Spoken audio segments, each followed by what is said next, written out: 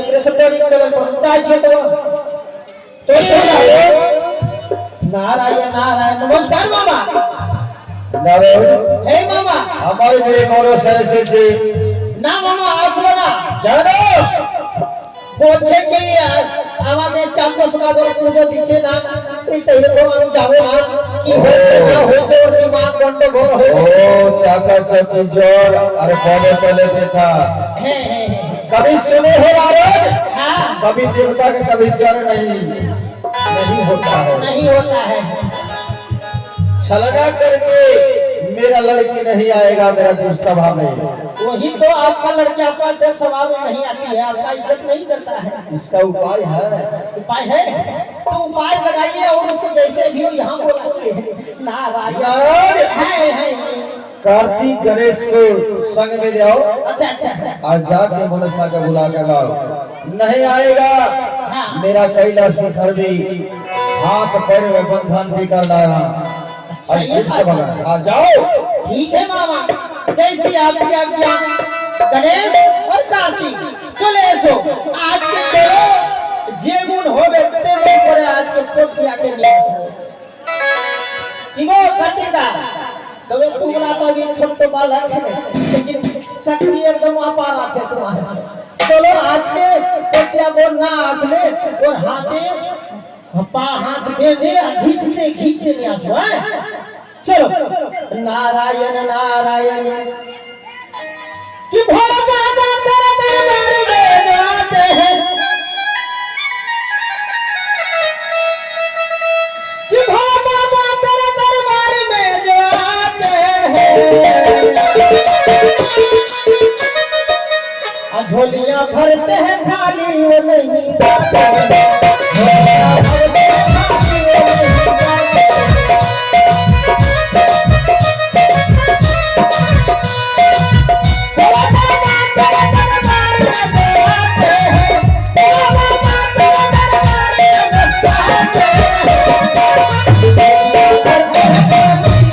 जाते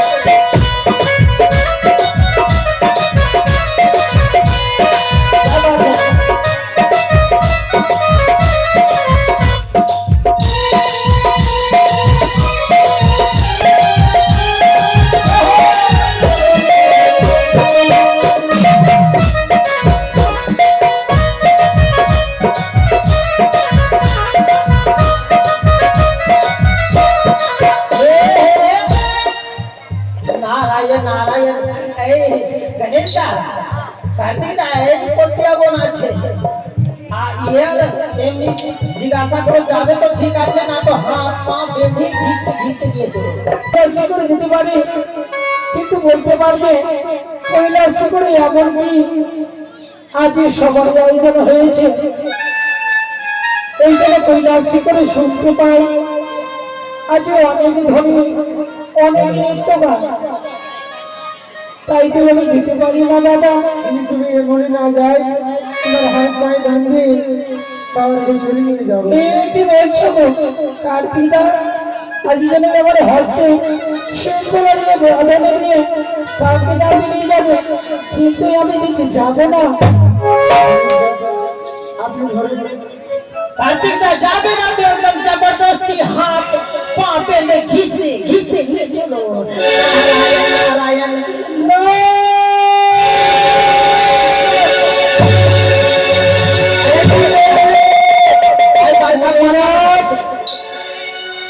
बोलिए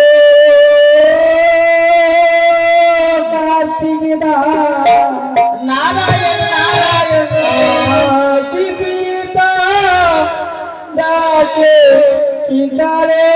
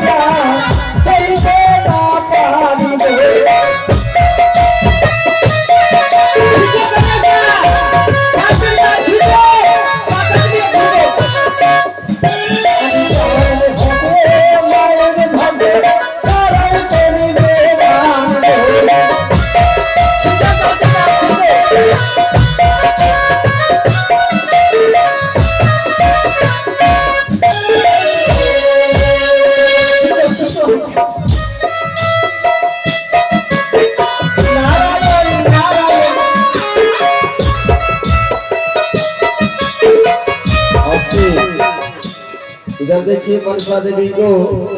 हाथ में बंधन पड़ा है। जो सकिएगा 1 रुपए 2 रुपए दान दक्षिणा कर सकते हैं। जो भी दान दक्षिणा करेंगे, जो मन का आशा है मनसा देवी पूरा करेगा।